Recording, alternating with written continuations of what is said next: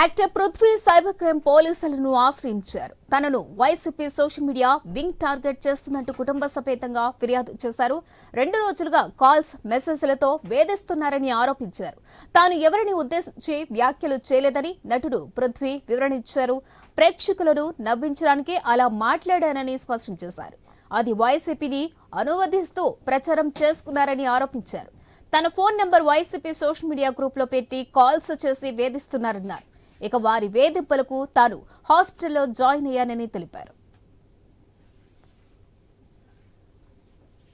Comedians కాబట్టి మనం సరదాగా మాట్లాడుకున్నాం. అది ఏ పార్టీని ఉద్దేశించింది కాదు. దీన్ని వైఎస్ఆర్సీపీ సోషల్ మీడియా సినిమా పక్కన పెడదాం. బూతులు ఇంట్లో వాళ్ళ మీద, చనిపోయిన తల్లి మీద అసహ్యకరమైన తలదించుకునే విధంగా మాటలు మాట్లాడి నా హెల్త్ డిస్టర్బ్ అయ్యి నేను ఐబీపీ కింద పడిపోతే వైఫ్ లేదండి, దగ్గరుండి హాస్పిటల్కి వెళ్ళి చెకప్ చేయించుకుని స్టిల్ హాస్పిటల్ పెట్టమని చూస్తున్నా. మీ పార్టీ నాయకుడు తల్లిని తిట్టండి, పిల్లాన్ని తిట్టండి, చెల్లిని తిట్టండి, ఇవి నేర్పారా మీకు?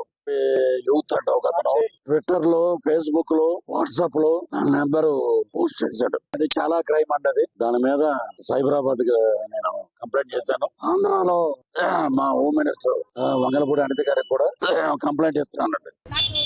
పెడుతున్నారు వాళ్ళందరికీ థ్యాంక్స్ చెప్తున్నా. ఎందుకంటే నువ్వు అలాగా నువ్వు ఇలాగా అని చెప్తున్నారు. మీ అమ్మలు అలాగే ఉండుండొచ్చు కాబట్టి నన్ను అలా ట్రోల్ చేస్తున్నారు.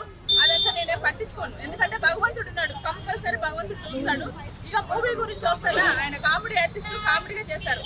అది వాళ్ళ సినిమా ప్రమోషన్ కోసం వాళ్ళు అలాగా క్రియేట్ చేశారు అంతే.